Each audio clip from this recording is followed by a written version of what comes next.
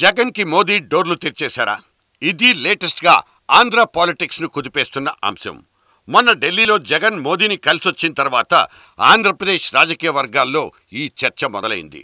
రాష్ట్రపతి ఎన్నికల కోసం అన్ని రాజకీయ పార్టీల నుంచి మద్దతు కూడగడుతున్న మోదీ జగన్ కి అపాయింట్మెంట్ ఇచ్చారన్నది బయటకు వినిపిస్తున్న మాట.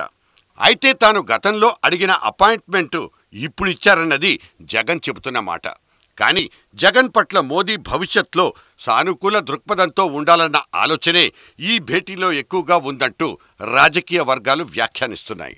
నిజానికి మోదీ తన పాత స్టైల్నే మళ్లీ వాడేస్తున్నారు. అమిత్ షా, మోదీ వివిధ రాష్ట్రాల్లో అధికార ప్రతిపక్ష పార్టీలతో ఆడుకుంటున్న పాతాటే ఇక్కడ కూడా రిపీట్ అవుతున్నట్టు కనిపిస్తుంది. జగన్ పట్ల సానుకూల దృక్పథంతో వ్యవహరించడం సహజంగానే తెలుగు దేశాధినేతలకు రుచించదు. ఈ నేపథ్యంలో ఎప్పుడో అడిగిన అపాయింట్మెంట్కు పిలిచి మరీ జగన్కు టైం ఇవ్వడం ఈ రాజకీయ గందరగోళానికి దారితీసింది.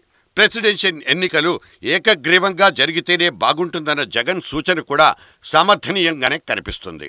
అయితే జగన్ మోదీల మధ్య రాజకీయపరమైన సంభాషణలేవీ జరిగాయన్న దానికి ప్రాతిపదిక మాత్రం లేదు. మోదీ తనకు కావలసిన పనిని జగన్ నుంచి ఏ విధంగా రాబట్టుకోవాలో ఆయనతో చర్చించకుండానే రాబట్టుకోవచ్చు. ఈ పాటి రాజకీయం కూడా మోదీకి తెలియదంటే మనం ఆశ్చర్యపోవాలి. ఇవన్నీ ఖచ్చితంగా వ్యూహాత్మకంగా అడుగులు వేస్తున్న శబ్దాలే.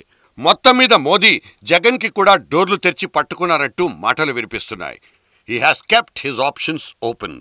రేపటి రోజున రాజకీయంగా తనకు అనుకూలమైనటువంటి పరిస్థితుల్ని మోదీ కల్పించుకుంటున్నారని చెప్పడానికి జగన్తో తన భేటీని చక్కగా ఉదహరించుకోవచ్చు.